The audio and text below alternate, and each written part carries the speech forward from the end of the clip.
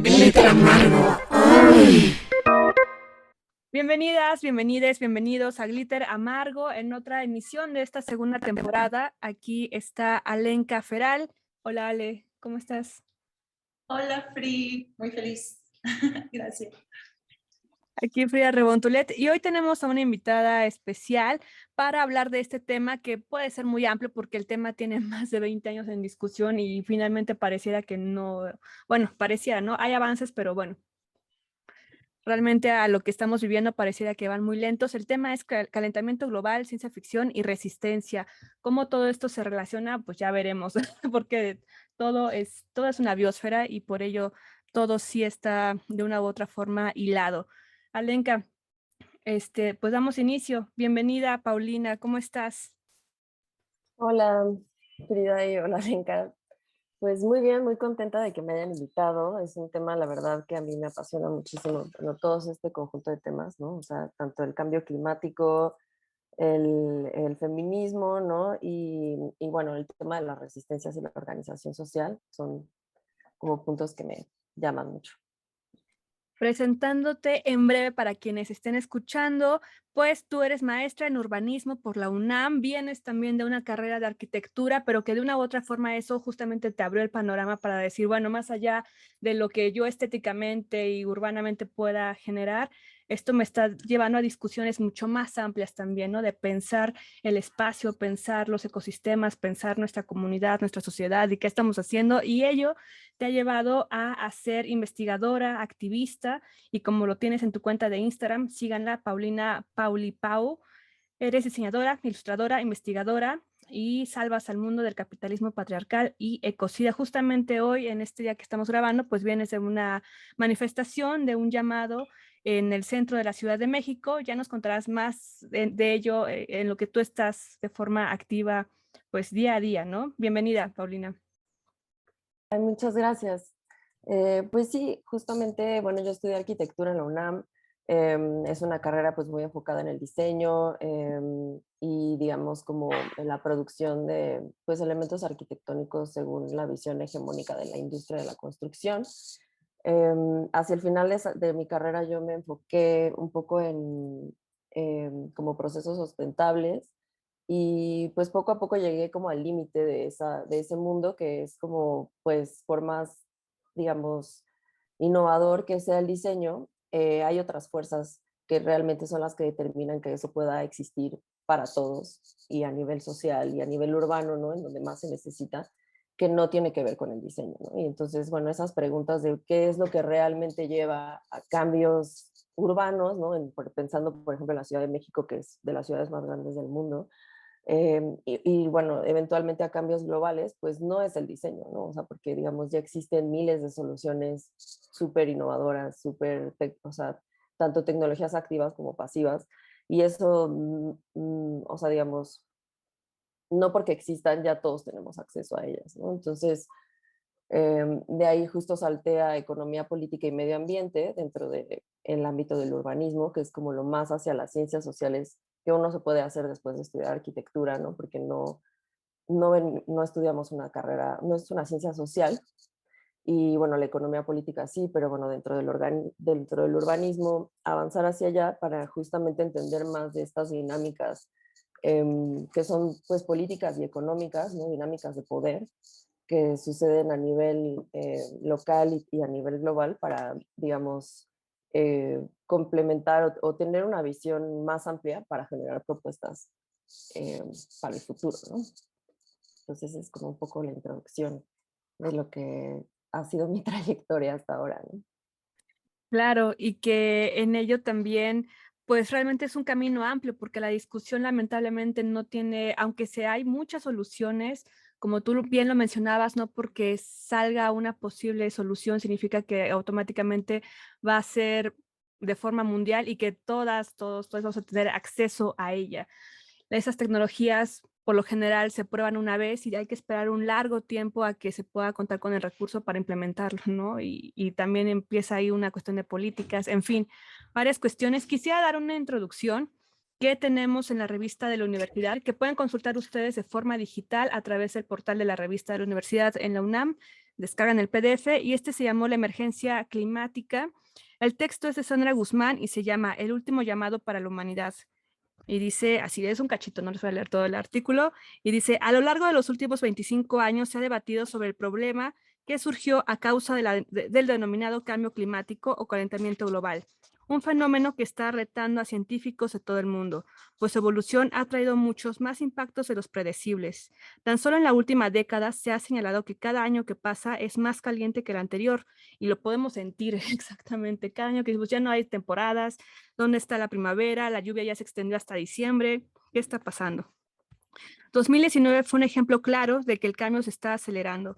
Como evidencia, ese año ocurrieron los peores incendios forestales observados en Brasil, México, Estados Unidos y a finales de 2019 y principios de 2020 en Australia.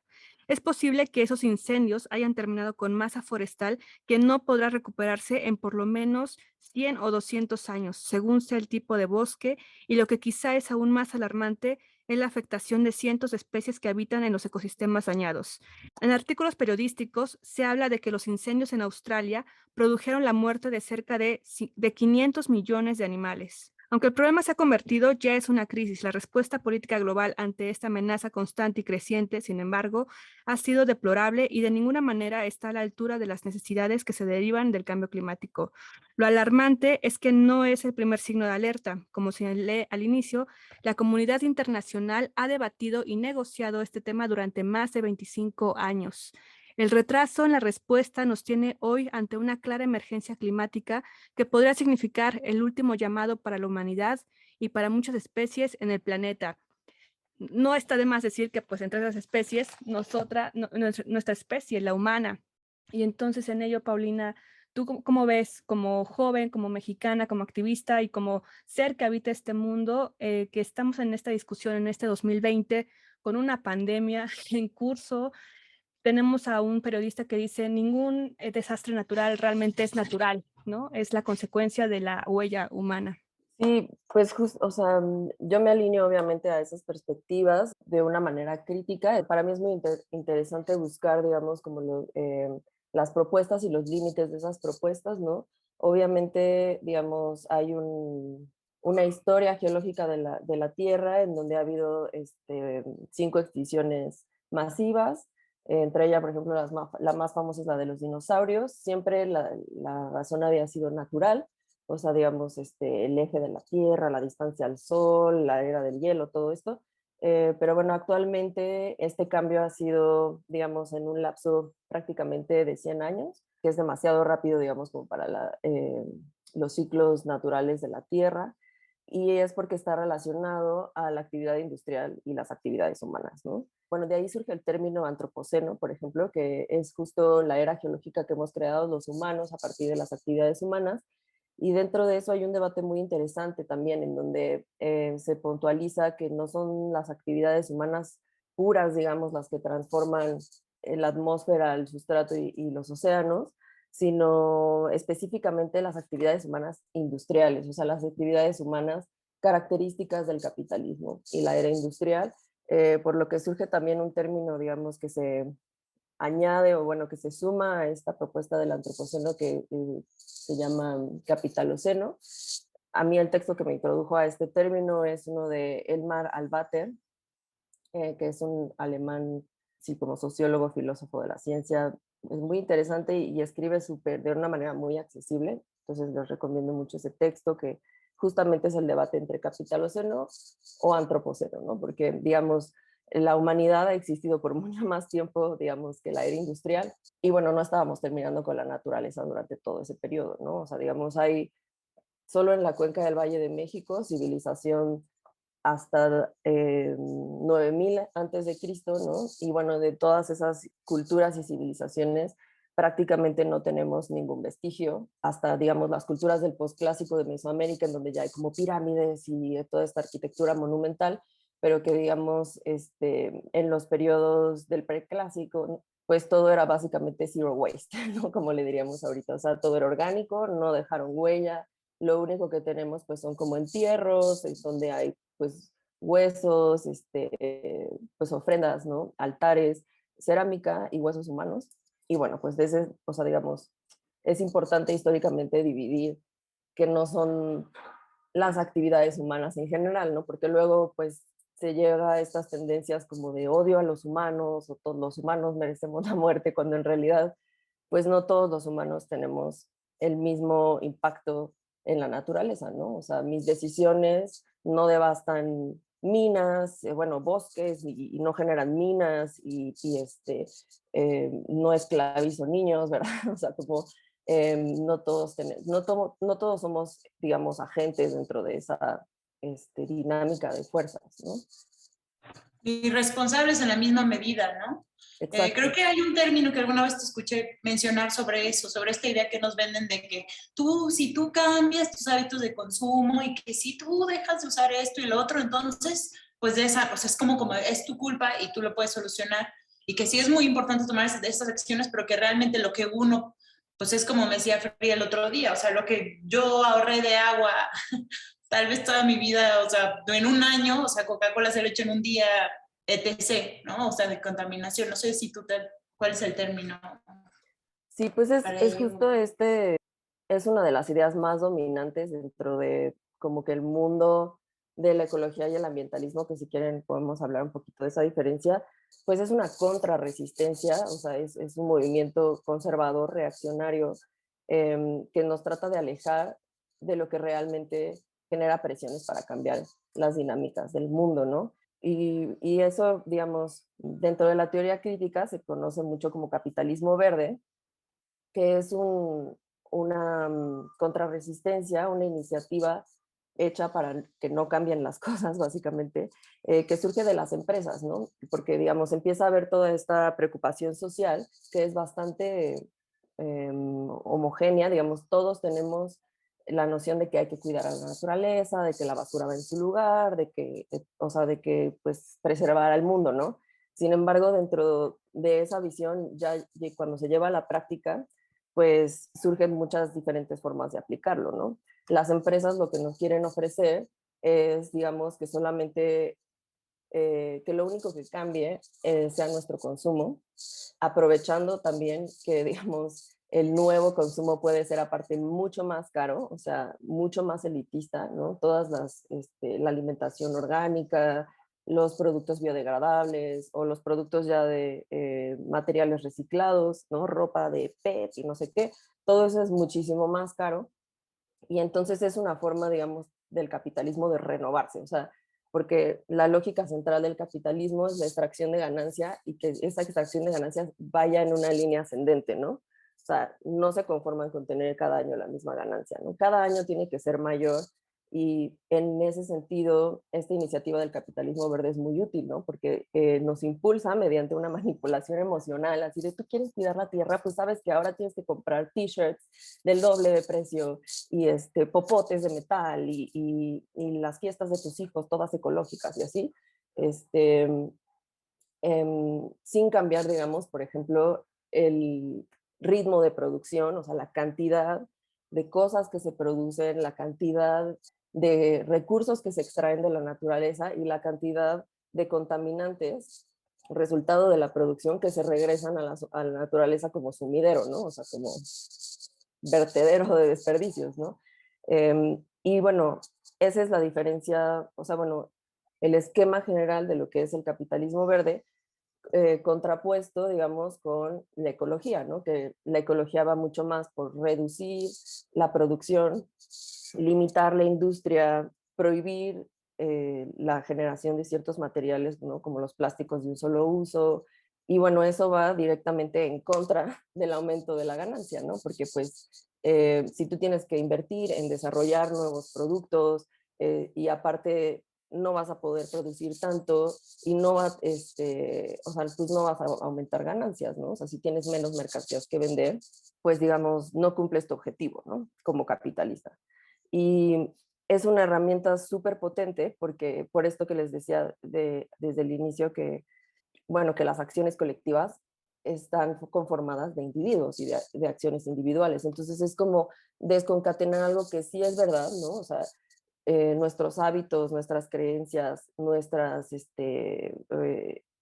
afirmaciones o nuestras participaciones en las conversaciones son importantes, tienen un impacto como individuos, pero si nunca se ligan con una colectividad, pues no generan ese cambio social, ¿no? O sea, y a eso es a lo que nos están tratando de llevar las empresas, a que nos dejemos de preocupar por si ir a las marchas o por ir a Fridays for Future o por formar partes de colectivas o organizar nuestras propias círculos de lectura con nuestras amigas, ¿no?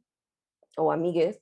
Eh, y vayamos tranquilas al súper a comprar lo que nos gusta, ¿no? O sea, y esta cuestión, ¿no? O sea, como de convertirte vegano es trasladar la responsabilidad que tienen las grandes empresas con la contaminación, con el nivel de producción, de explotación al individuo, ¿no? O sea, es tu culpa porque tú compras bolsas de basura que haya este problema de contaminación, ¿no? Es tu culpa porque compras botellas de PET que los mares están llenos de plástico, ¿no? Cuando en realidad la industria no funciona así. O sea, puede haber más veganos cada año y la industria de la carne sigue produciendo cada vez más carne, ¿no? O sea, no es como que yo me convierto vegana y en la fábrica dicen como, Paulina se convirtió vegana, inseminen a una vaca menos y no maten a esta vaca, porque pues no, o sea, en realidad es la industria la que genera los hábitos de consumo, no nosotros. Y ese es como el cambio de roles del que nos quieren convencer, ¿no? Hasta que nosotros no cambiemos nuestros hábitos personales, la industria no va a cambiar. Pero digamos, si nosotros vemos históricamente, pues no es como que había protestas así de queremos unicel, fabriquen cosas en unicel. No, primero fabricaron y llenaron los lugares con unicel y se volvió, digamos, como el tipo de envase más barato y luego toda la sociedad del tercer mundo empezó a utilizar unicel, ¿no? Realmente no es la acción de los individuos lo que genera el cambio de la industria.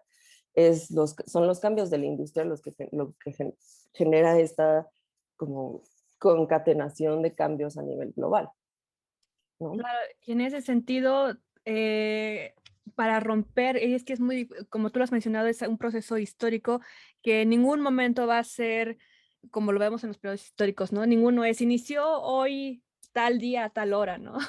Tal vez de forma oficial podría darse una fecha, pero nunca pasa así, ¿no? Son procesos prácticamente de siglos, incluso de milenios en el que se pueden ver estas transformaciones, pues que vienen de varios tiempos atrás. Y en ese sentido, pues sí, yo muchos años fui vegana, actualmente ya no he podido sostener ese estilo de vida, porque sí es un estilo de vida en el que pensar en ello, pero de una forma, y es la crítica que te decía, ¿no? Siempre, o seas vegetariana, seas lo que tú quieras, ¿no? Un poco diferente, digamos, a la norma, es la crítica, ¿no? De, bueno, tú solita pues no lo vas a lograr, ¿no? Y creo que eso es un discurso que cada persona, desde el activismo que realice y desde la lucha en la que esté, sabe que como individuo no lo vas a, o sea, no vas a cambiar al mundo, ¿no? Sin embargo, tú lo mencionas, es la suma de colectivos que tal vez tampoco van a cambiar el matadero que está aquí en el Estado de México o o el más cercano a donde vivamos. Tal vez no va a impedir que hagamos una protesta, tal vez no impida que derrumben todo un bosque, ¿no? Para hacer una vialidad para autos, pero de una u otra forma son acciones que si no estuvieran ahí de plano, pues la industria no la va a querer cambiar de por sí, ¿no? También hay una cierta respuesta ante la demanda de estas, no de los individuos, sino de los colectivos que son compuestos por estas personas. ¿Tú cómo ves ese sentido? O sea, ¿en qué momento se podría como tener esa ruptura, que es un tanto utópica, pero no imposible, ¿no? De que también nuestros hábitos, no es nuestra culpa, como tú lo has mencionado, ¿no? Las industrias son las que tienen el gran daño, pero responden pues al consumo, ¿no? De una u otra forma, y no de la gran masa, sino de personas de poblaciones muy particulares, ¿no? Que no representan la mayoría pues de la población. Digo, quienes estén escuchando este podcast, seguramente pues no nos encontraremos en condición de tener que ir a buscar nuestra comida, no sé, tal vez a un río, ¿no? O de estar en una situación en extrema precariedad. Y por ello también es tener esta discusión, no porque yo esté en una cuestión, digamos, de privilegio, ¿no? Con respecto a otras, me voy a sentar y decir, bueno, como mi cambio no va a tener un efecto, pues mejor hago todo lo que yo quiera hasta que alguna industria cambie, ¿no? Creo que más bien es una unión de fuerzas donde también entra, pues sí, la sociedad en general como tal, también las políticas públicas.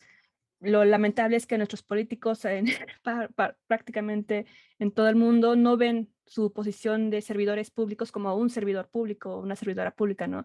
Sino como un lugar para enriquecerse, hacerse corruptos y demás, ¿no? Entonces es un gran círculo el que hay que intervenir ahí, pero ¿cómo como personas, como mujeres, como jóvenes, podemos empezar a tomar de una u otra forma, eh, pues alguna conciencia, algún cambio de conciencia? Sí, pues es una súper buena pregunta. Voy a empezar un poco eh, como de reversa de cómo lo planteaste, o sea, como de atrás hacia adelante. Creo que algo muy importante para empezar es obviamente, digamos, generar el hábito de cuestionar y, digamos, quitarnos también como de estos estigmas que se han generado justamente para evitar que haya personas críticas, ¿no? Que es esta como esta etiqueta de que los que cuestionan son como que qué pesados, qué intensos, qué molestos, qué histéricos, ¿no? Pero pues es súper importante, ¿no? Tener ese hábito, no de, o sea, de que nos digan así como esto, de que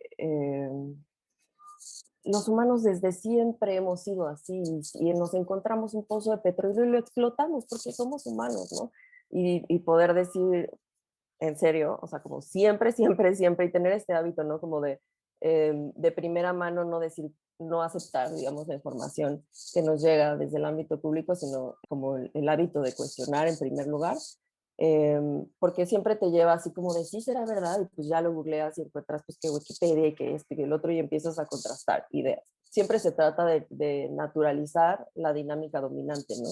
Y que la sintamos como algo que es parte de la humanidad, cuando en realidad, digamos, es algo muy específico de nuestro tiempo, de nuestro contexto social y bueno, de las estructuras que organizan a la sociedad, ¿no? En cuestión, por ejemplo, con lo de los servidores públicos, bueno, pues creo que es muy importante entender que para empezar, digamos, ahorita vivimos en una democracia burguesa y capitalista. ¿Qué significa esto? Que es como la estructura gubernamental que se creó, digamos, después de las monarquías, ¿no?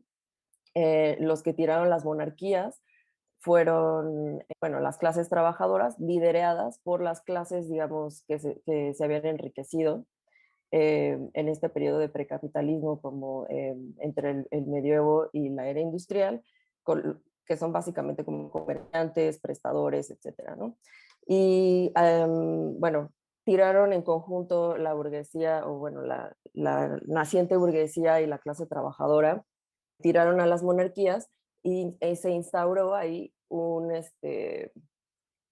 estructura de gobierno burguesa, es decir, que de nuevo la clase trabajadora quedó desprovista de poder y los que acumularon y generaron las estructuras de gobierno fueron las clases enriquecidas, ¿no? Y a partir de eso se fue generando, digamos, las dinámicas que llevaron al capitalismo, en donde pues hay un 1% que concentra como toda la riqueza mundial y explota al resto del 99%, ¿no? Entonces, los gobiernos actualmente existen, funcionan y trabajan para reproducir estas dinámicas, ¿no? Estas dinámicas de subordinación, de explotación, de segregación. Entonces, creo que a veces también hay que, o sea, digamos, en nuestra transformación personal, incluir esta reflexión de que los servidores públicos no sirven para todas las personas, ¿no? O sea, en el papel no van a poner, o sea, digamos, los nazis no se llamaban a sí mismos los genocidas imperialistas ultrarracistas, ¿verdad? No, se llaman nacionalsocialismo, ¿no?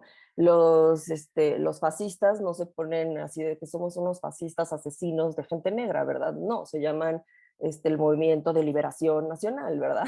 Etcétera, ¿no? Entonces, pues los servidores públicos, ¿no? La Constitución, etcétera, en el papel dicen que todos somos iguales, pero en la vida real no todos somos iguales, no contamos igual, nuestras vidas no valen igual, hay un esquema de clases sociales, la justicia solo es accesible para los que están arriba y es inaccesible para los que están abajo, ¿no? Entonces, ese también es un paso que va muy ligado con lo del cuestionamiento, que tiene que ver con, pues, identificar el tipo de gobierno y el tipo de democracia que existe hoy a nivel global, ¿no? Que son estas las democracias burguesas. Y que también nos lleva a pensar, pues, que hay más tipos de democracias, ¿no? O sea, potenciales, ¿no? O sea, democracias en donde sí seamos iguales o democracias que no sean racistas, que no sean sexistas, que no sean clasistas y que tenemos que construir hacia ellas, ¿no? Y obviamente el sistema siempre nos entrega un mensaje como de, no, ya está hecho, tú no te preocupes, aquí ya está tu diputada y tu no sé quién, y tú tranquilo, todo va a salir solito y como alejar también todos digamos, el lenguaje legal, el lenguaje científico y alejarlo todo lo más posible de la sociedad para que, digamos, no podamos ver la verdadera cara, ¿no? de estas organizaciones. Y, en torno a lo que decíamos de cómo cambiar al mundo, creo que es muy, muy importante ubicar la importancia que tiene el ámbito público, que es algo, digamos, como concreto y abstracto a la vez, ¿no? O sea, el ámbito público concretamente lo hemos reflejado pues en los titulares de los medios de comunicación, en lo que tiene más influencia en redes sociales, ¿no? Pero bueno, a lo que se refiere el ámbito público en general es como el espacio en el que la sociedad está poniendo su atención. Los servidores públicos que ostentan el poder del patriarcado, del capitalismo y etcétera, en general, pues están buscando llevar nuestra atención hacia ciertos lugares, ¿no? Y digamos, generar este contraste como de luz y sombra para que en la sombra puedan pasar un montón de cosas que no nos enteramos mientras estamos escandalizados con el tweet que hizo Trump, ¿no? Con que López Obrador no sé qué, que si habla lento, que si no sé cuánto. Y entonces toda nuestra atención se vierte en esto y en la parte en donde no está nuestra atención están sucediendo cosas aunque no las veamos, ¿no? Y bueno, esto sucedía, por ejemplo, ahora que estamos en septiembre con el tema del aborto, ¿no? Y por eso es tan, tan, tan importante que el movimiento feminista ha logrado que se enfoque muchísimo la atención del ámbito público en el tema de los derechos de las mujeres y es entonces en donde ya no es tan fácil que de repente te salgan con, hace 2 meses se firmó que está ultra prohibido, ya sabes, porque la atención de la sociedad está sobre esos espacios y es mucho más difícil hacer un chanchullo legal, burocrático, así súper complicado, cuando la sociedad está poniendo atención en eso, ¿no? Yo creo que mucho más que nuestras decisiones de consumo o de vestir o de comer, sí, bueno, comer es consumo también, es muy importante esta cuestión de participar en las discusiones del ámbito público. Es muy difícil de entender cómo, o bueno, es complicado porque de entender cómo es que el ámbito público transforma la sociedad, pero es una de las herramientas más fuertes que tiene la sociedad para cambiar al sistema, ¿no? Porque cuando toda la sociedad está poniendo atención en un punto y el gobierno la caga, hay problemas muy serios, ¿no? De costos políticos, de pérdida de votos, de fuga, digamos, de creencias o en redes sociales, por ejemplo, como de seguidores, ¿no? Y eso lo que mueve es la legitimidad, ¿no? O sea, una persona que ha defraudado a millones de personas o que ha quedado mal frente de millones de personas, ya no tiene el mismo poder, ¿no? Que tenía antes de defraudarlas, ¿no? La atención del ámbito público es algo que no es que es difícil de moldear. Es algo un poco tangible e intangible que no se puede, digamos, como comprar nada más como comprarías, por ejemplo, followers en Instagram o algo así, ¿no? Y eso es lo que realmente genera las presiones para que ciertas dinámicas se alenten, se detengan, retrocedan, ¿no? O sea, como esto que estamos viendo ahorita de la despenalización a nivel nacional, ¿no? O sea, si no hubiese esta presión constante y esta aparición constante de los derechos de las mujeres en el ámbito público, como hemos visto antes, es algo que siempre se ha podido frenar, ¿no? O sea, los proyectos de despenalización existen desde hace 20 años, ¿no? ¿Por qué no se ha logrado a nivel nacional? Pues porque no existía esta presión a nivel nacional tan permanente, ¿no? Sino que lograban disolverla, ¿no? El movimiento de nuestras ideas tiene un impacto a nivel social muchísimo más grande que las acciones concretas en la dinámica de fuerzas, ¿no? O sea, porque, sí, porque al final, digamos, lo que podemos hacer con nuestras manos individualmente es muy pequeño, como decía Lenka, en comparación con lo que pueden hacer las industrias con una llamada, ¿no? O sea, y realmente ahí es como, pues, un trabajo hormiga que no es que sea insignificante, porque, bueno, la vida de todos tiene valor, ¿no? Pero en proporción no suma tanto como lo que se está restando, ¿no? Y la diferencia de eso con las ideas es que tanto el conocimiento como los movimientos sociales y todas estas como ideas emancipatorias, cuando uno o sea, si las adquiere o las investiga, las lee y empieza a transformar sus propias ideas, lo que está haciendo ahí es realmente unirse a un colectivo, ¿no? Porque cuando uno se vuelve feminista o ecologista o antirracista, descolonial, etcétera, no es que estemos creando la descolonialidad o inventando el feminismo como individuos, nos estamos uniendo a esa carga colectiva, a esa generación de ideas, de acciones, de historia colectiva que lleva siglos, ¿no? O sea, y esas son digamos, las herramientas más importantes que tenemos como sociedad y por ende como individuos, ¿no? Y esa o sea, digamos, ese proceso que es muy difícil de llevar, de migrar tus ideas de un sentido común a otro sentido común, es realmente formar parte de un cambio colectivo, aunque no esté aquí al lado de ti Simone de Beauvoir, ni, ni Angela Davis, ¿no? Ni, o sea, esas personas ya no están en este mundo, pero si nos ponemos a reproducir esas ideas, ¿no? En vez de las ideas del machismo, del consumismo, del capitalismo, pues estamos aumentando esa fuerza social. Entonces esa sería como... Y se tiene que hacer de una manera, al parecer, bueno, hasta donde yo tengo entendido, porque yo últimamente ya ando muy alarmada al respecto y pienso en ello todo el tiempo, o sea, como que ya es una cuestión más urgente, ¿no? O sea, yo no la había... O sea, yo pienso mucho en ello y ahorita entraremos también en esa cuestión de la ciencia ficción y de toda esta forma en que el apocalipsis no se es vendido de esta manera romántica en las películas y todo sucede en un momento y en un día y demás. Pero me acuerdo que, y también les recomiendo por ahí que busquen, cuando leí un cuento de ciencia ficción, habla de cómo los que manejaban los helicópteros de ataque vendían su conocimiento, ¿no? Militar a cambio de poder tener a sus seres queridos refugiados en zonas que no habían ahora sí que valido, o sea, no habían sido devastadas por la cuestión del cambio climático y de que los polos se derritieran y que estaban en zonas pues que cada vez eran más, o sea, a lo que voy es que eso me hizo imaginar lo que va a ser, o sea, si es que siguen pasando las cosas así, porque al ponerme a buscar también para el programa, vi que con 1.5 grados que suba más de lo que debería, tal vez también tú nos puedes explicar mejor eso, Pau, ya es una cuestión que, o sea, que es casi inevitable, pero tenemos que irla tratando de atrasar lo más posible. Pero, o sea, sí va a haber un momento en donde la mayoría de nosotros, es algo que me gustaría que la gente allá afuera reflexionara, no sé qué opinan ustedes dos, pero pues de que es muy probable que también todos seamos en algún momento refugiados buscando estas zonas donde sí se puede habitar y sí de por sí, o sea, las guerras y las cuestiones, o sea, cómo defendemos, o sea, cómo no queremos compartir y la manera insostenible en que queremos seguir viviendo, porque también el capitalismo que nació al mismo tiempo que estas teorías de Darwin y de hecho se retroalimentaron en ese sentido, porque justificó mucho el capitalismo el hecho de decir, es que el más apto, es que en la Tierra todo funciona de esa manera.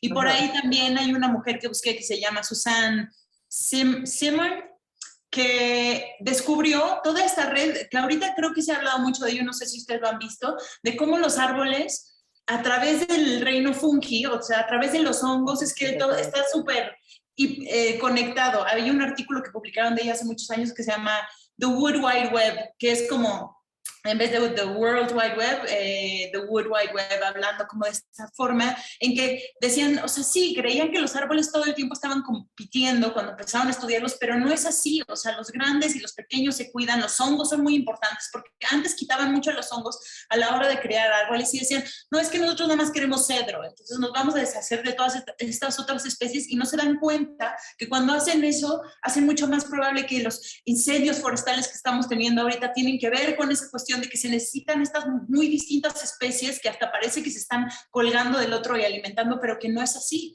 y que tienen una organización muy sofisticada y que no es, o sea, que esta cuestión de Darwin ha sido también muy malinterpretada en ese sentido, a pensar que es como de no, es el más apto y para nada es así en la naturaleza, ¿no? O sea, sí hay como toda una cuestión que sostiene. Entonces, pues no sé qué opinan de esto, porque yo siempre estoy muy alarmada de los pueblos. Sí, sí.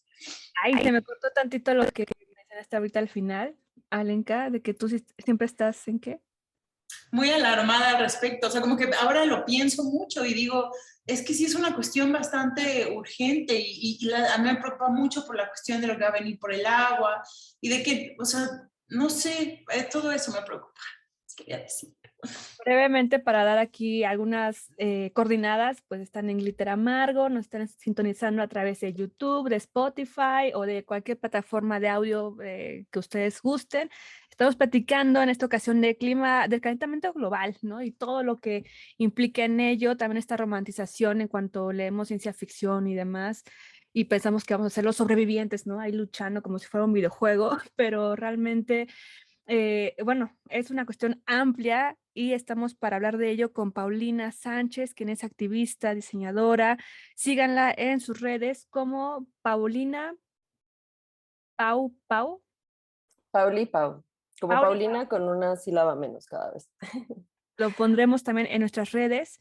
Ella tiene amplios estudios, dentro de ellos pues la maestría en urbanismo y con ello pues a una serie de cuestiones en las que ha entrado y a la fecha sigue siendo activista por esta cuestión, ¿no, Alenka? Y que lo mencionabas ahorita que citabas este trabajo de la investigadora. Estamos en un momento en el que se está reencontrando, porque siempre ha estado ahí, pero se está reencontrando la importancia del sistema de los hongos micelio, que es una gran red de hongos que está por debajo de los árboles que comunican a todas esas especies y que cuando uno se enferma le mandan ahí sus vibras, literal, o sea, le mandan energía, alimento y demás para que se restaure. Y así es como, o sea, la Tierra siempre ha sido de una u otra forma sin nosotros y también cuando existemos al inicio sustentables, ¿no? Autorrenovable.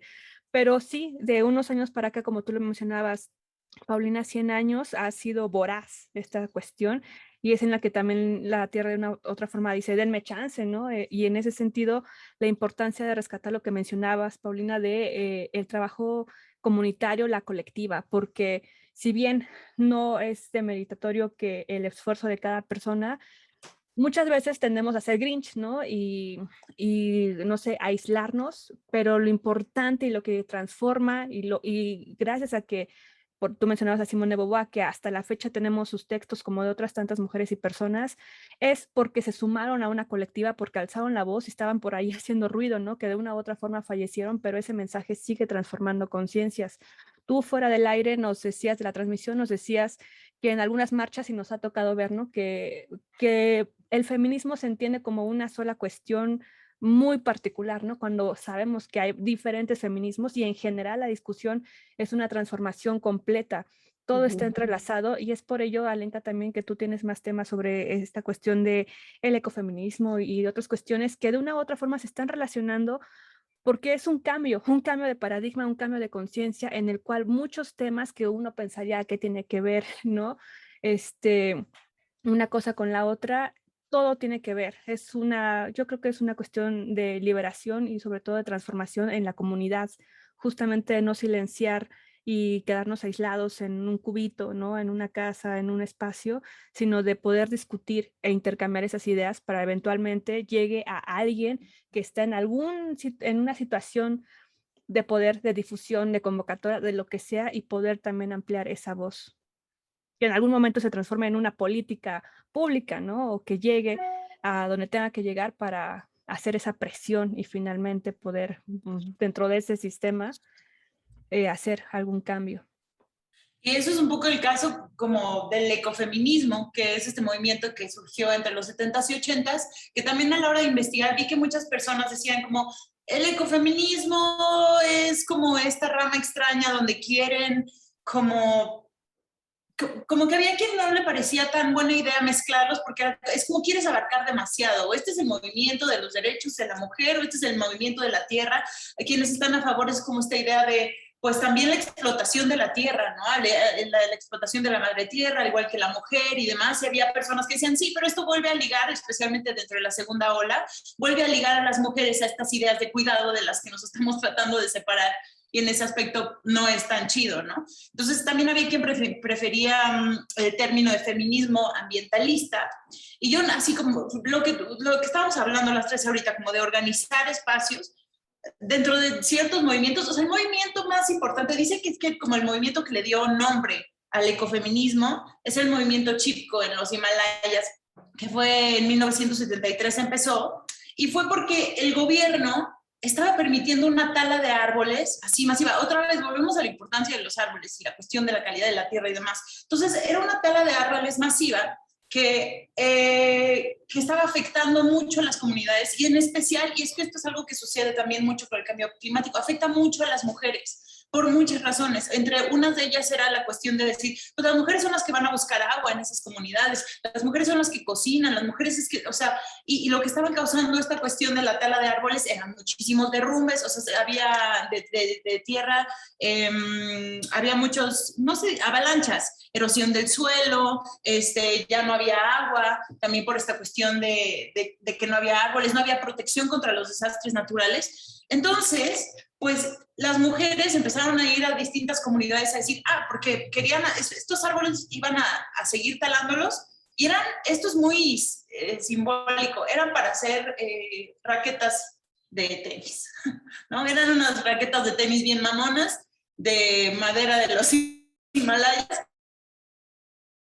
Entonces estas mujeres fueron a las distintas comunidades a decir, ¿qué onda? A todos les dijeron como de, ¿qué onda? Vamos a ir a proteger estos árboles, vamos a ir a pararnos enfrente de los que van a llegar a talarlos, a no permitir que los talen. Y las únicas personas que respondieron fueron las mujeres. O sea, como que los demás sentían que no les atravesaba tanto, no les importaba tanto, fueron las mujeres las que fueron, y lo que hicieron fue abrazar estos árboles. Y Chipko quiere decir aferrarse, agarrarse de, colgarse de. Entonces, por eso el movimiento Chipko. Y de alguna manera ese es el origen de esta palabra tan como famosa y de esta idea tan conocida de los tree huggers, o sea, los abraza árboles. Pues es esta cuestión de estas mujeres que llegaron a abrazar los árboles. También en Kenia en 1977 fue el Green Belt Movement, que también era para proteger estos árboles de la tala, y lograron, y realmente se han vuelto fundaciones, movimientos que generaron un eco muy grande y que llegaron a ser enormes ya en cuestiones ya estatales y políticas. Entonces, pues no me voy a extender mucho porque yo sé que tenemos el tiempo contado, pero pues me parecía interesante llevarlo ahí. Sí, justo es súper interesante esta cuestión. Siempre que uno se adentra en el feminismo, realmente siempre encuentra una historia según la fuente, ¿no? Para las feministas liberales, o sea, que no están por cambiar, digamos, el sistema capitalista, el inicio del feminismo es esta francesa que escribió Los derechos de la mujer y la ciudadana, y se acuñó en Francia el término feminista y ta. Para las anticapitalistas, el origen del feminismo es, digamos, todo el periodo previo a que sucediera la Revolución Francesa y que existiera este tratado, en donde las mujeres de las clases obreras y empobrecidas y las mujeres racializadas, que no por eso eran negras, ¿no? Sino que las rumanas, las de Europa del Este, etcétera, las migrantes en Europa, comenzaron a amotinarse y a hacer disturbios, ¿no? Sobre todo en tiendas de abarrotes para sobrevivir la hambruna, ¿no? De ese periodo inicial del movimiento industrial y sí, de la industrialización, perdón. Y digamos, o sea, en los libros anticapitalistas, pues ellas son las creadoras de la acción directa, de los amotinamientos, de la organización femenina en contra de los que estaban acaparando los recursos, ¿no? Y dentro de la visión dominante o hegemónica del feminismo, que también se le llama liberal, blanca, otros nombres, ¿no? Racista, ¿no? El inicio, pues son estas mujeres de alcurnia que escribieron los tratados y los publicaron, ¿no? Entonces, lo mismo pasa también con el ecofeminismo, o sea, una fuente que a mí me gusta mucho para leer sobre ecofeminismo es un estado del arte que hace esta Alicia Purleo, que es una feminista española, pero que está dentro de una compilación que hizo Celia Morós. El libro se titula Feminismo y Filosofía, de Celia Morós. Es muy fácil de encontrar en línea, está libre. Y el capítulo 4 es exclusivamente sobre ecofeminismo. Entonces, bueno, yo de ahí saqué un poco mi perspectiva ecofeminista y básicamente lo que ahí plantea es justo que, digamos, en los inicios el ecofeminismo surge como una rama en la segunda ola del feminismo radical, o sea, del feminismo estadounidense de los años 60 y 70, que de hecho por eso me gusta mucho también que tú hayas, o sea, digamos, los orígenes que tú planteaste, porque bueno, son realmente no hegemónicos, o sea, no centrales, no están en el imperio, eh, y bueno, y de personas racializadas, ¿no? Lo cual me parece muy bien. Pero bueno, ella lo que identifica de este feminismo que surgió en Estados Unidos en los años 70 con las mujeres blancas privilegiadas, ¿no? Porque, digamos, el antirracismo feminista también es de ese periodo, pero pues no son, o sea, son agua y aceite esos dos movimientos, ¿no? Entonces surge desde el feminismo blanco y planteando un poco estas ideas que regresan al esencialismo, ¿no? Lo que tú decías, la crítica que va hacia el feminismo va sobre este feminismo, o sea, el ecofeminismo blanco, ¿no? En donde, digamos, se vuelve a naturalizar la conexión de las mujeres con la naturaleza, de que si las mujeres son las protectoras, porque estamos conectadas con la luna y los ciclos menstruales y no sé qué, que ha sido muy criticada dentro del feminismo, pues porque es muy esencialista, ¿no? O sea, digamos, existe una conexión de las mujeres con la naturaleza X por una situación social económica, histórica, en donde pues los hombres están mucho más sobreexplotados y las mujeres pues están en el huerto y con los hijos y haciendo otras cosas, ¿no? Entonces no es natural, ¿no? Sino es la consecuencia de la historia.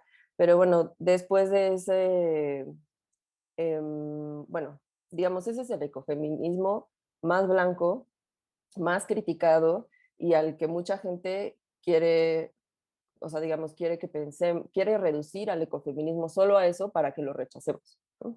Para que sea pues obsoleto, ¿no? Porque sí lo es.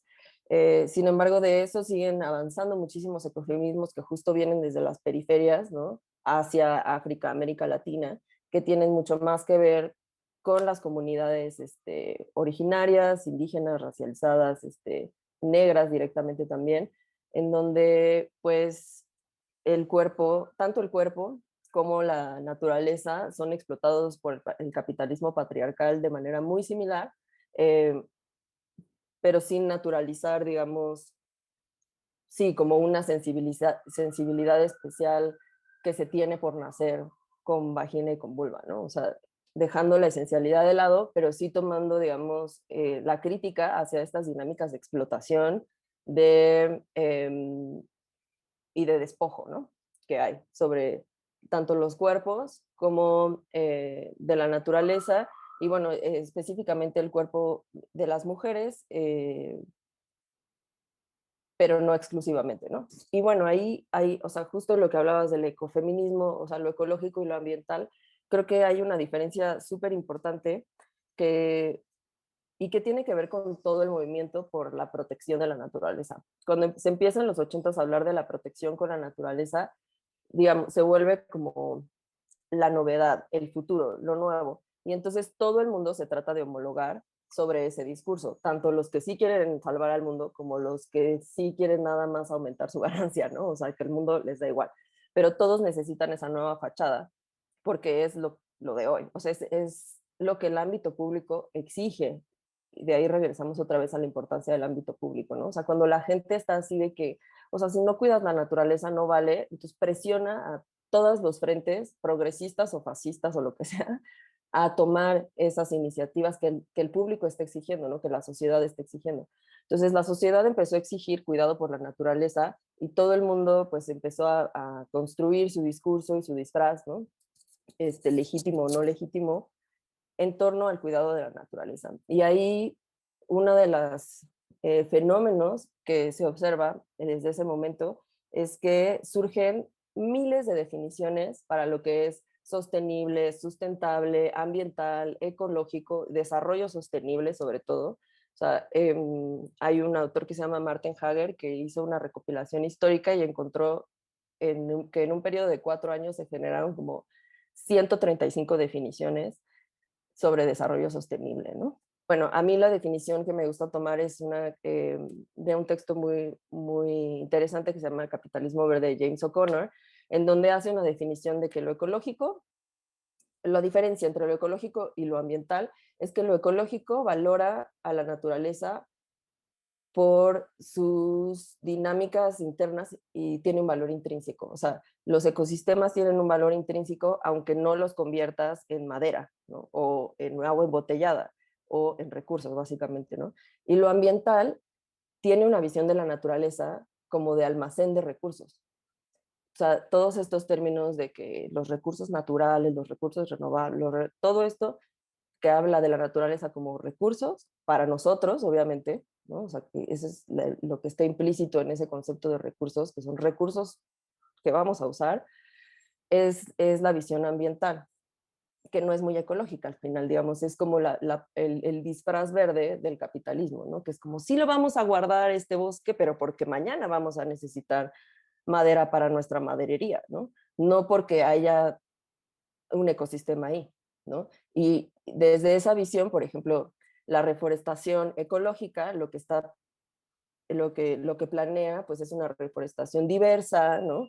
En donde hay muchas especies, en donde las especies son nativas o locales o endémicas, originarias, y no introducir especies invasoras, etcétera, ¿no? Y lo ambiental, lo que dice es, necesitamos un bosque de cedros, y entonces es cedro contra cedro, junto a cedro, junto a cedro, y de pinos, y es esta cuestión de los monocultivos, los bosques de una sola especie, en donde como no hay esta diversidad, si llega una plaga arrasa con el bosque completo porque no hay todas estas barreras naturales de las que estábamos hablando con los hongos, con los insectos, con otras especies de plantas que generan barreras naturales para las plagas, ¿no? Entonces, un pino se plaga y si alrededor solo hay pinos, pues la plaga agarra muchísima potencia porque hay alimento por todos lados y ninguna barrera natural. Creo que dentro de todo lo que hemos hablado, no hemos como, no sé si puedas explicarnos al menos brevemente qué es la crisis climática, en qué consiste esta cuestión del cambio climático, porque estamos hablando de esto, pero pues a lo mejor hay alguien que, pues como yo hasta apenas que lo estuve investigando, dije, claro, o sea, esto es lo que sucede tal cual, o sea, esto es lo que está pasando. Sí, pues en muy pocas palabras, el cambio climático lo que es digamos, que a partir de la industrialización, el sistema de producción, o sea, con lo que producimos prácticamente todo, está basado en combustibles fósiles. O sea, está basado en la combustión de estos combustibles fósiles, ¿no? El petróleo, básicamente. Hay otros, pero bueno. Y la combustión de estos elementos genera gases que se acumulan en la atmósfera y que son, digamos, el resultado de combustiones que nosotros hemos provocado. La acumulación de toda, o sea, digamos, la composición, hemos producido tantas cosas y generado tantos gases a partir de todos estos procesos de producción que hemos cambiado la composición, sí, como elemental de la atmósfera.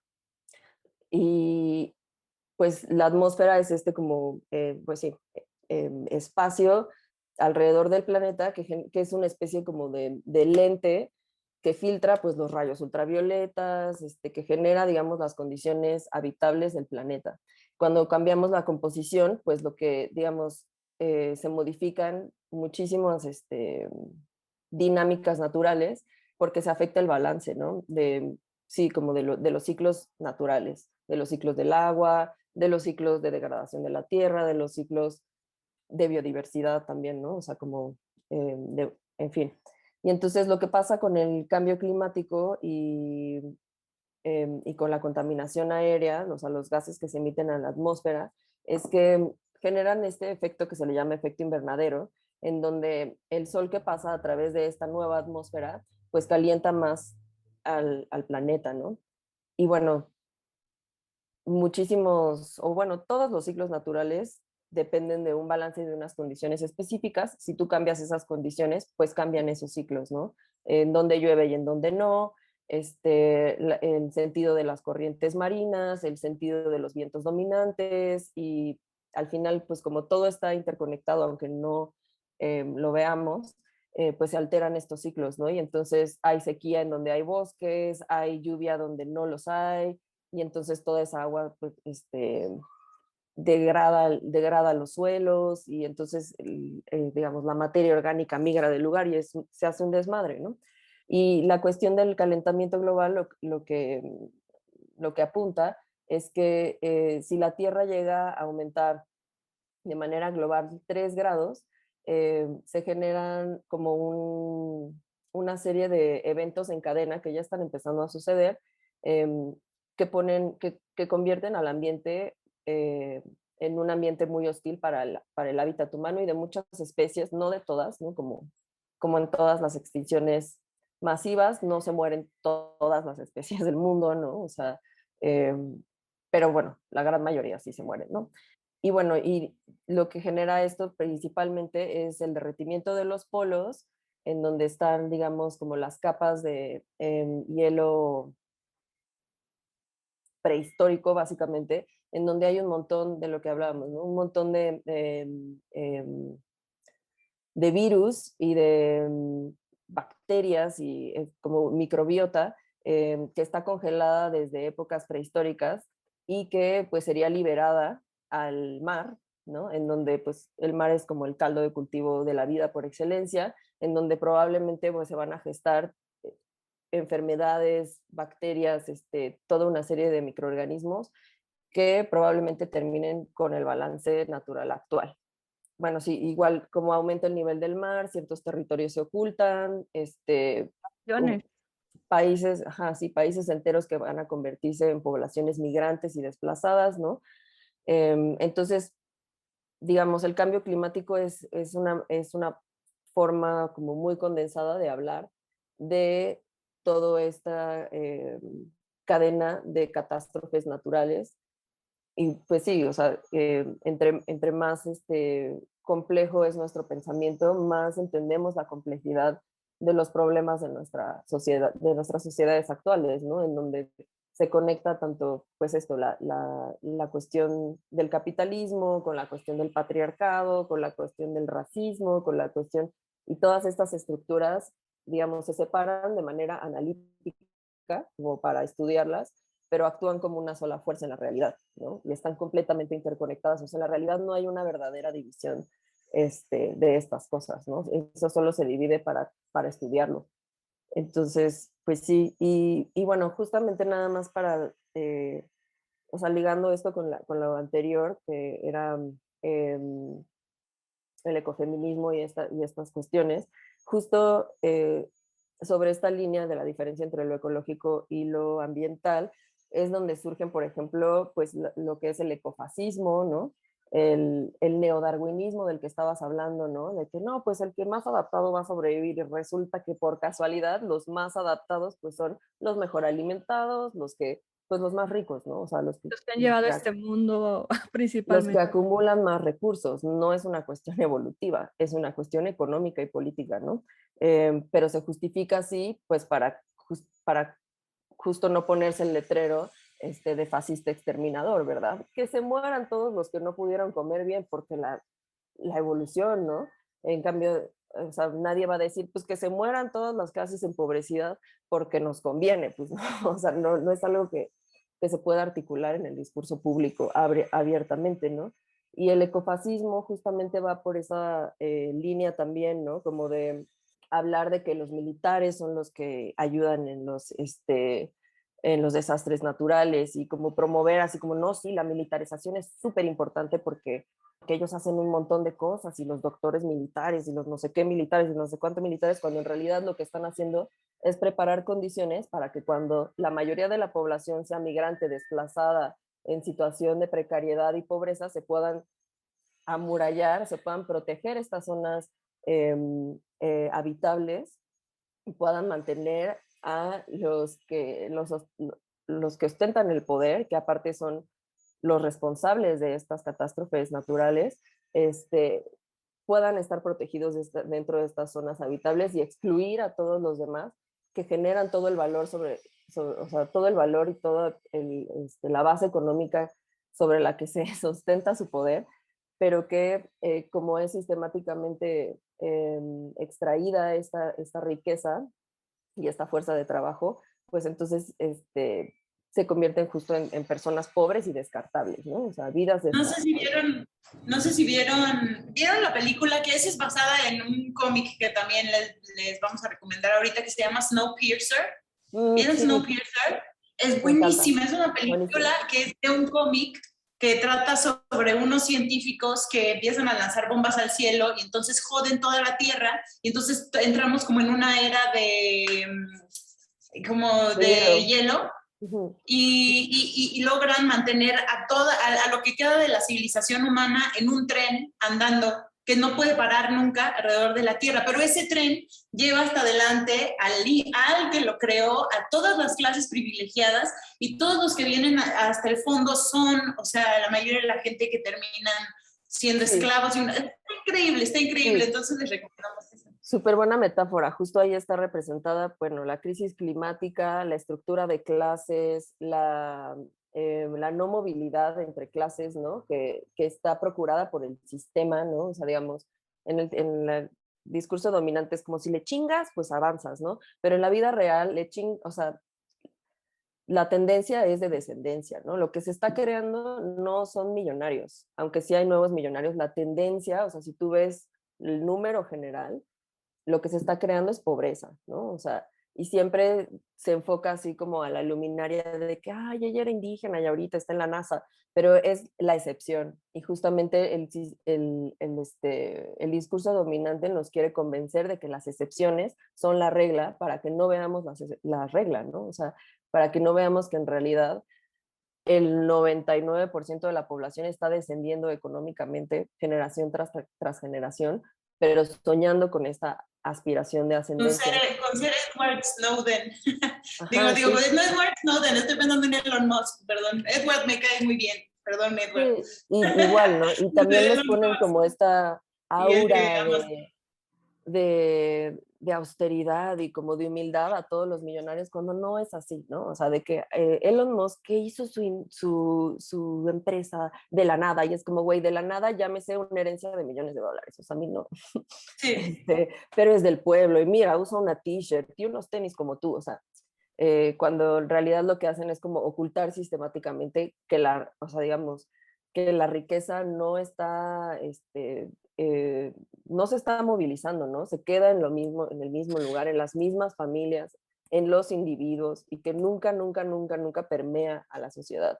Pero, y bueno, justo regresando a lo del Snowpiercer, es súper interesante porque es de las pocas digamos, como creaciones culturales, en este caso en el cine, eh, con perspectiva socialista y trotskista que yo he visto llegar a plataformas eh, masivas, ¿no? Y está súper bien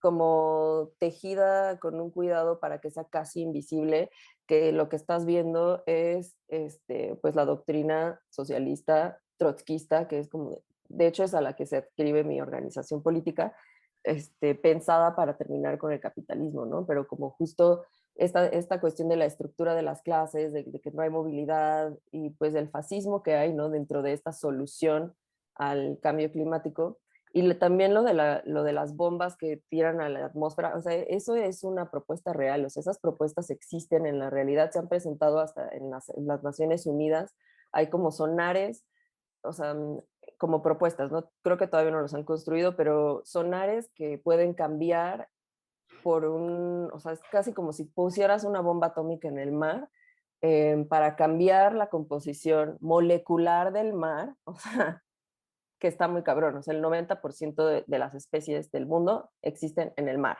O sea, todos los animales que conocemos forman parte nada más del 10% de la biodiversidad. Imagínate cambiar el pH del mar, o sea, pues se te muere todo, ¿no? O sea, pero bueno.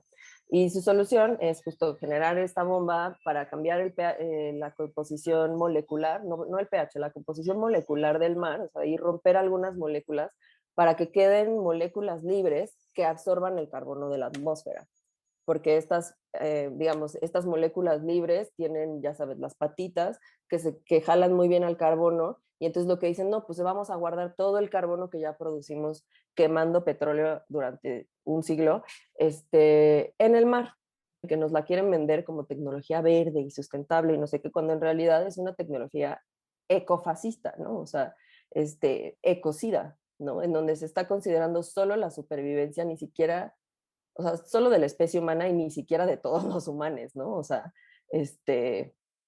y... Eso están haciendo en Noruega también. Están Ajá, volviendo a meter el CO2 o sea, lo extraen el gas natural y dentro de lo que viene vuelven a inyectar el CO2 en las capas de abajo del mar.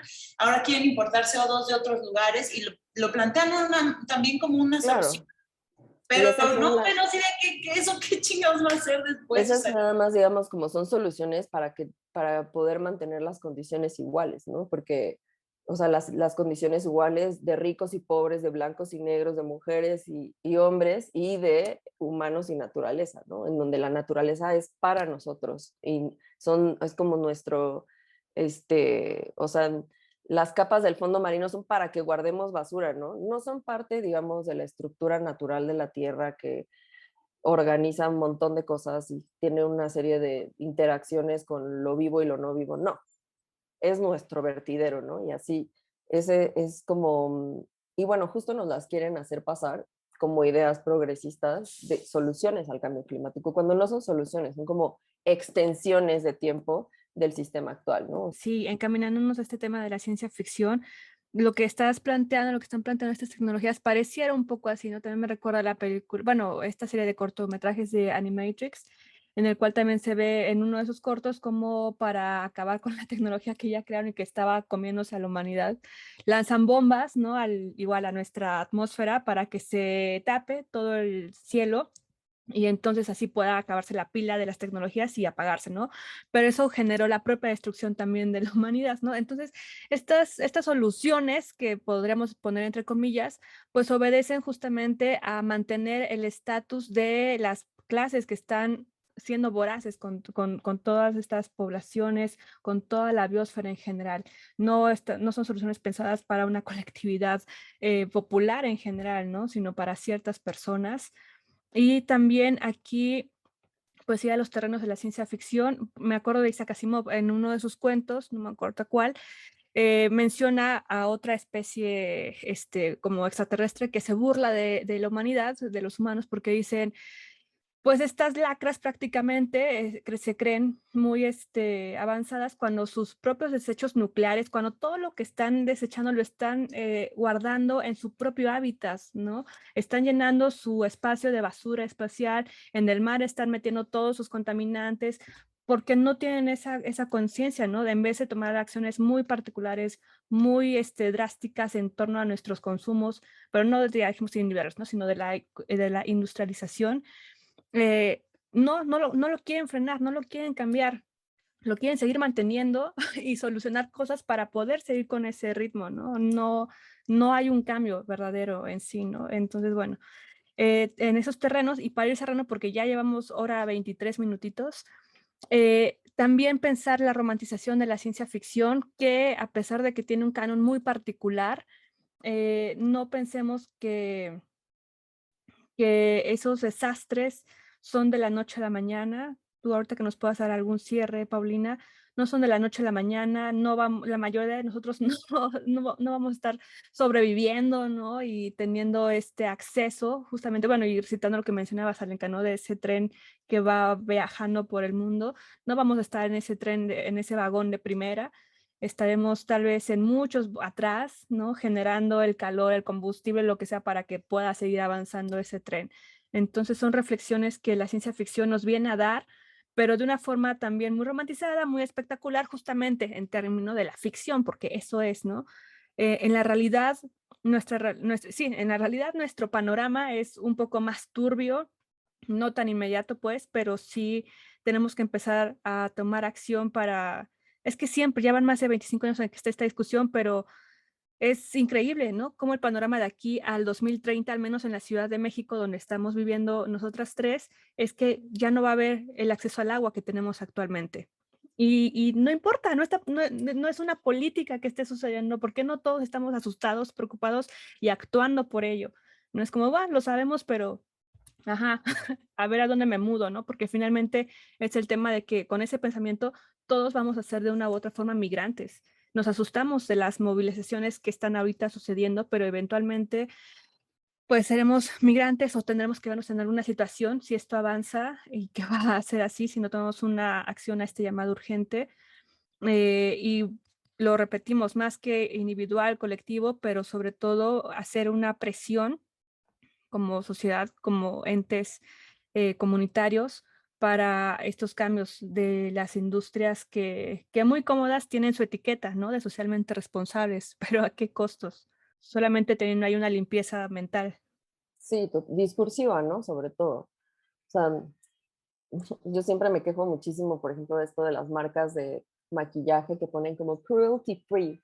Y es como, pues, una cosa es que no testes en animales y otra cosa muy diferente es, por ejemplo, que no uses materiales que son extraídos mediante la mano obrera infantil esclavizada, ¿sabes? Así, todo lo que tiene brillitos así como glitter son micas que están en Asia y que son unas minas que se colapsan súper fácil y que extraen con niños. Son los únicos que caben por esos hoyos.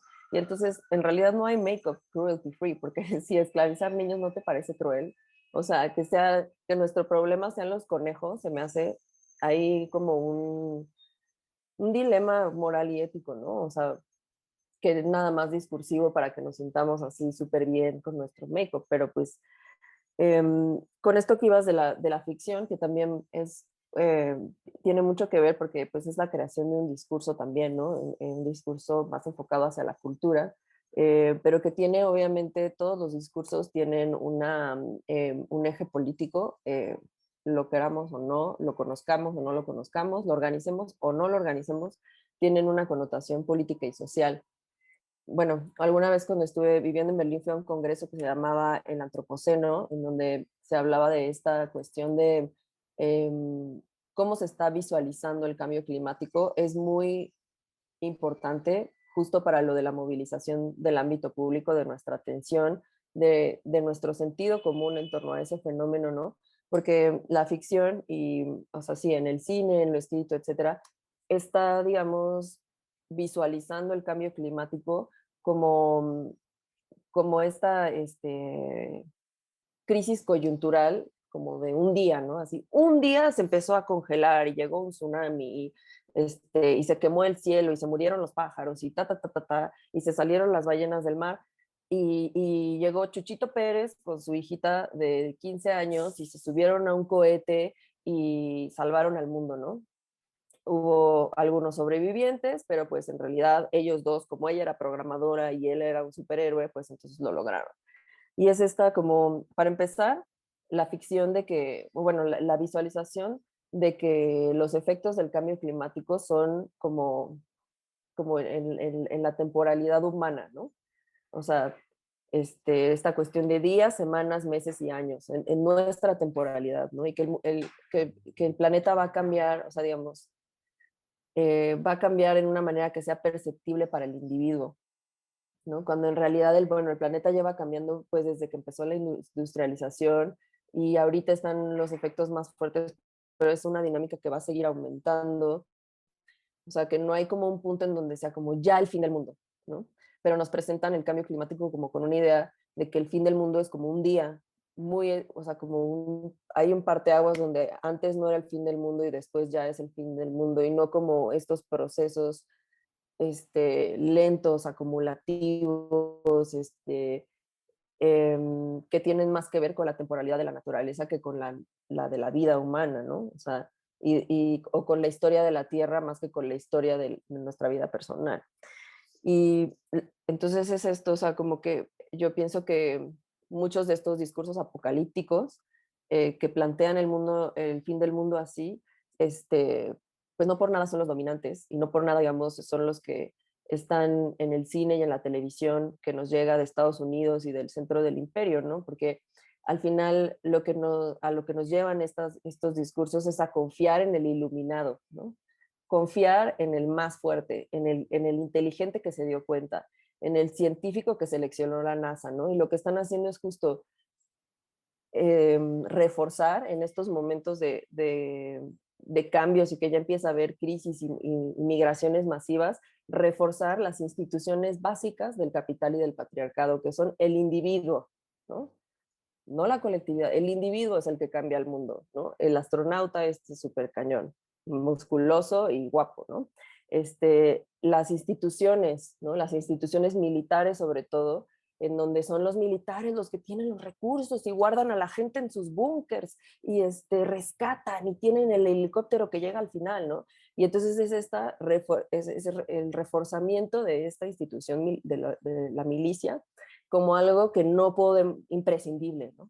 Necesario, bueno, salvador. Otra de las cosas que se refuerzan es esta onda como de que de la naturaleza como nuestra predadora, una fuerza que nos está cazando y que tenemos que vencer, que tenemos que ganar, que tenemos que hackear, que tenemos que encontrar el punto débil, ¿no? Como si fuera una máquina incluso. Y bueno, instituciones, pero no como la milicia, que es una institución tangible, sino intangibles, de tenerle miedo a la naturaleza, ¿no? Miedo a la naturaleza, asco a los insectos, los árboles tiran casas, entonces mejor corta tu árbol, todas estas cuestiones que nos hacen sentirnos en resistencia con la naturaleza en vez de parte de, y de que sí necesitas el insecto que te da asco y la serpiente que te da miedo y la araña que te da fobia, todo eso es necesario para que estemos aquí, ¿no? Y pues justo es un discurso que es contrario a la ecología, ¿no? Porque nos lleva a pensar que el lugar seguro es como esta cápsula en donde hay como alimentos empaquetados color plateado y que puedes hacer invernaderos infinitos dentro de una cápsula espacial, cuando en realidad, bueno, pues esa cápsula es el planeta, ¿no? Y los balances naturales son los que se tienen que preservar para que existan esos alimentos empaquetados, ¿no? O sea, ¿de dónde vienen esos alimentos? O sea, en fin, y donde, digamos, los héroes son estos personajes normalmente siempre ligados a la milicia, a estos militares científicos o etcétera, y la ciencia, ¿no? Pero una ciencia hegemónica y por general pues racista y ecofascista, ¿no?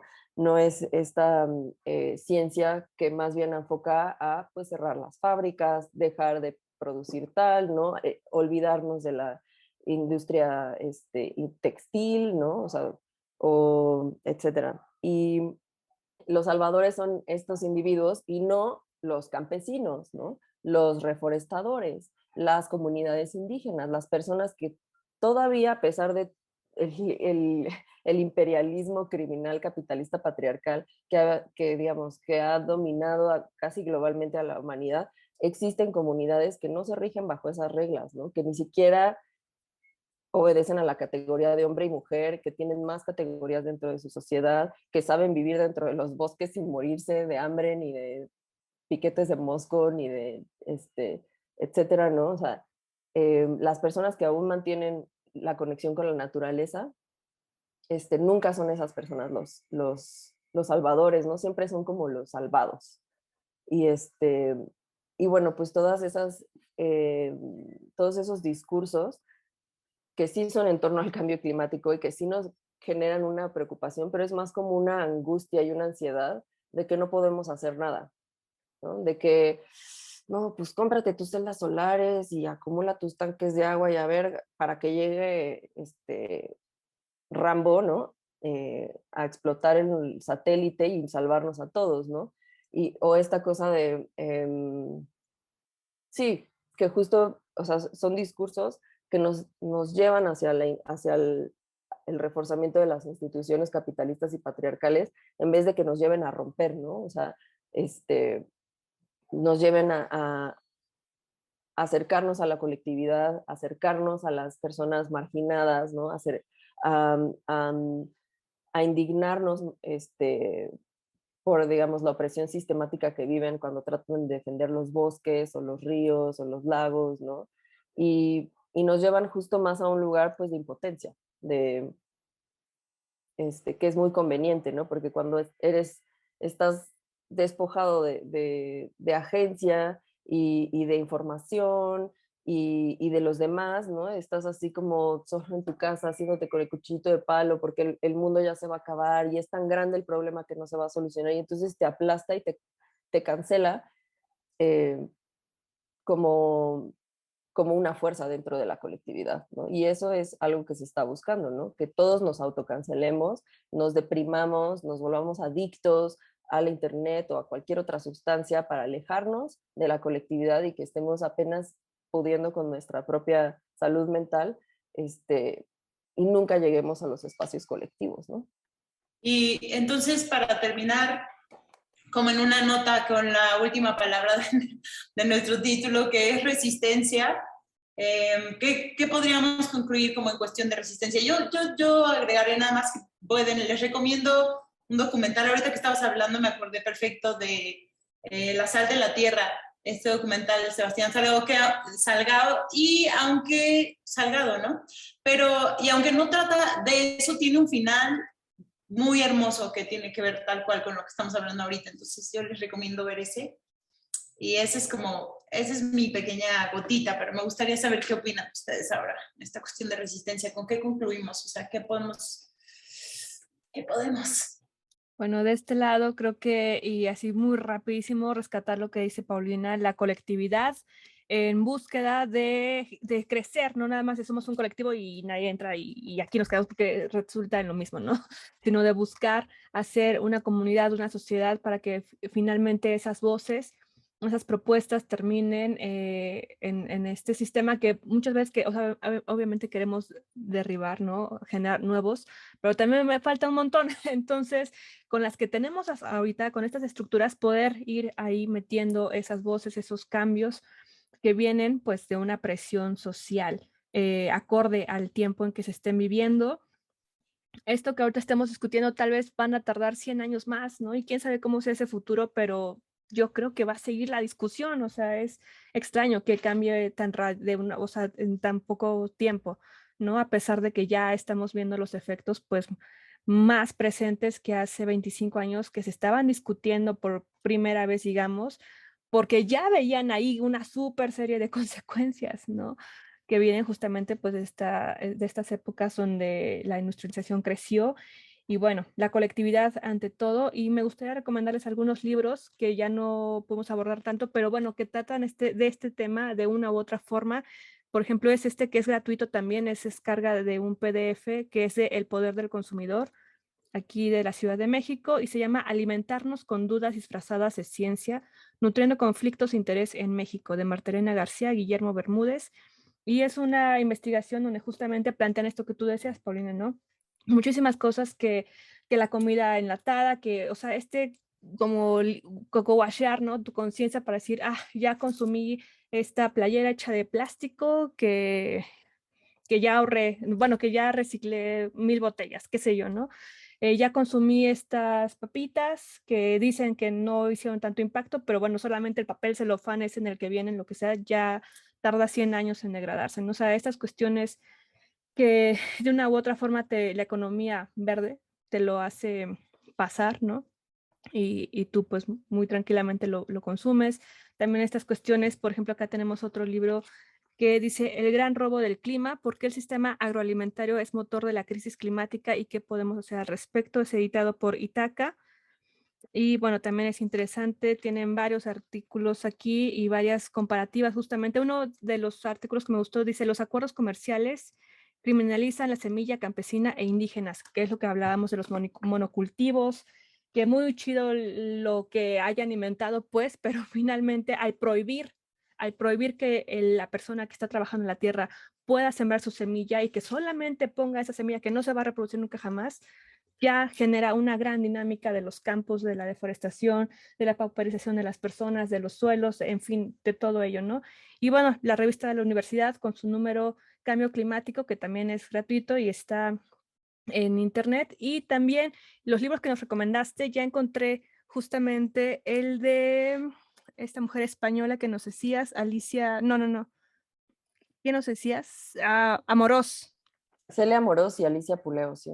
Listo, ya lo encontramos, entonces lo pueden encontrar en la biblioteca ilegal que tenemos en Literamargo Escribanos y se los pasamos el PDF y listo. Por ahí yo cerraría más o menos. Paulina, ¿tú qué nos dices? Sí, pues, digamos, yo creo que la resistencia más importante es la resistencia de las ideas.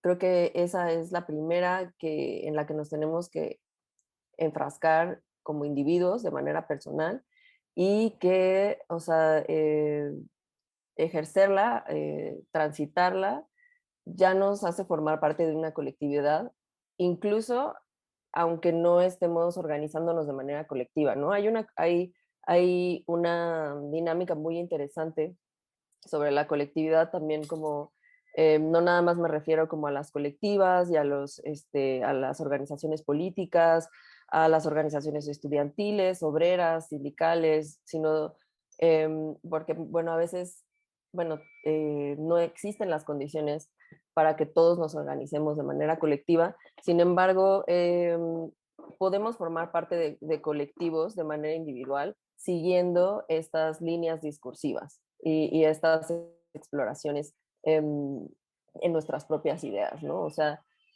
si uno, por ejemplo, empieza a cuestionarse qué es el capitalismo, de qué va, qué es el feminismo, qué es el racismo, qué es el ecofeminismo, etcétera, uno está formando parte de discusiones colectivas y de la reproducción y la difusión del conocimiento que se ha generado colectivamente, ¿no?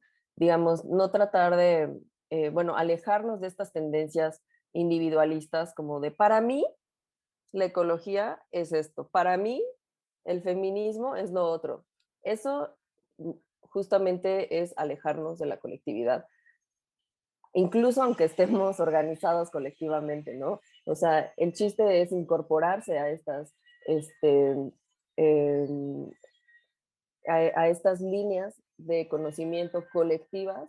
Eso yo creo que es una de las resistencias más potentes que podemos empezar eh, a, a impulsar de manera individual, ¿no? O sea, no es para mí qué es el anticapitalismo, es qué es el anticapitalismo, ¿no? O sea, y hay un anticapitalismo que empezó Marx el siglo pasado y hay un anticapitalismo que están escribiendo hoy los anticapitalistas, ¿no? Y hay científicos sociales hoy, ¿no?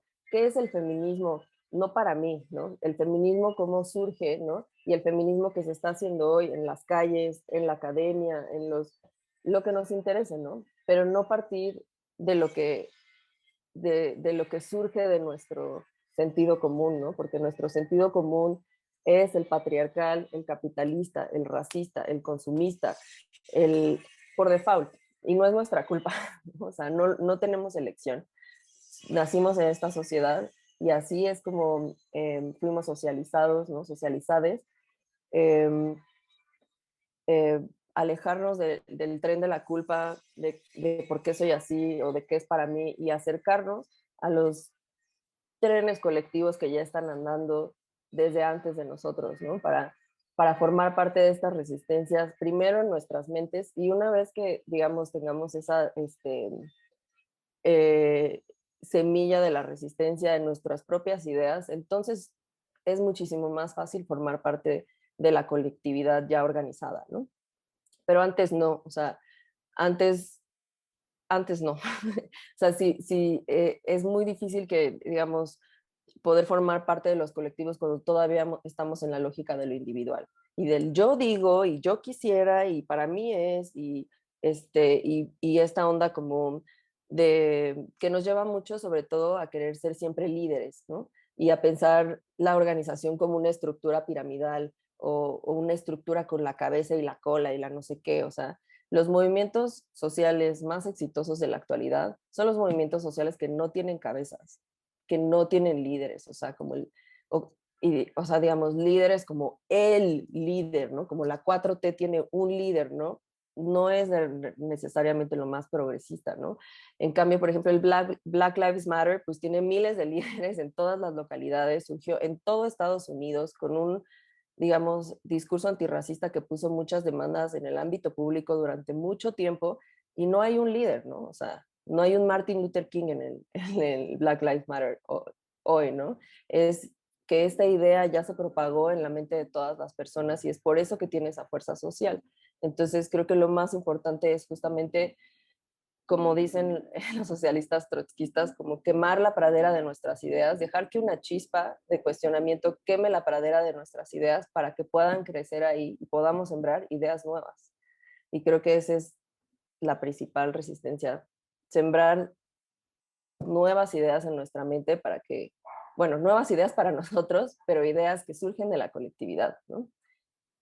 De los feminismos antirracistas, de los ecofeminismos, de las mujeres racializadas, ¿no? De los feminismos anticapitalistas, ¿no?